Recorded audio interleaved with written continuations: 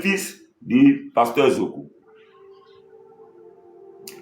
S'il va, quel que soit l'endroit où il sera, dit, voici le fils du pasteur Zoku.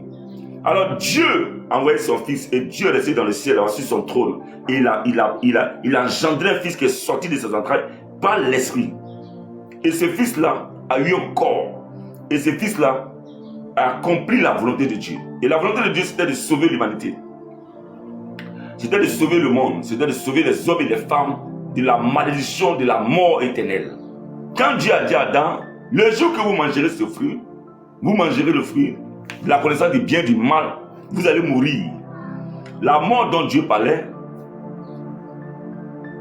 c'est vrai que physiquement, ils allaient mourir parce que, normalement, à la base, l'homme ne devait pas mourir. Mais, la mort dont il parlait, c'est la mort éternelle, la séparation d'avec Dieu. Il n'y a pas plus grande mort que être séparé de Dieu. Il n'y a pas plus grande mort que de perdre son âme après sa mort.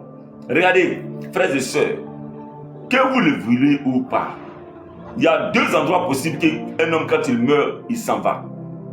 Écoutez, les gens disent beaucoup de choses sur les réseaux. Les gens viennent parler des ancêtres, ceci, la réincarnation, ceci. La Bible dit qu'il est réservé à l'homme de mourir une seule fois. Après quoi vient le jugement. Il est réservé à l'homme de mourir une seule fois. Après quoi vient le jugement. Si tu es mort sans avoir fait la paix avec Dieu par Jésus-Christ, quelle que soit ta religion, quelle que soit ta gentillesse, quelles que soient tes pratiques, si tu es mort sans t'être réconcilié avec Jésus, avec Dieu par Jésus-Christ, bien aimé mon frère, ma soeur, ta place sera là où il y a des pleurs et des grincements de dents. Là où il y a des pleurs et des grincements de dents. Ce n'est pas une histoire de je suis gentil, je suis bon, Dieu, moi je ne suis pas mauvais, hein. Moi je fais du bien. Oui, tu fais du bien, c'est une loi. Le fait de faire du bien, c'est une loi. Et cette loi-là va te récompenser. Oui. C'est une loi. Et cette loi va te récompenser.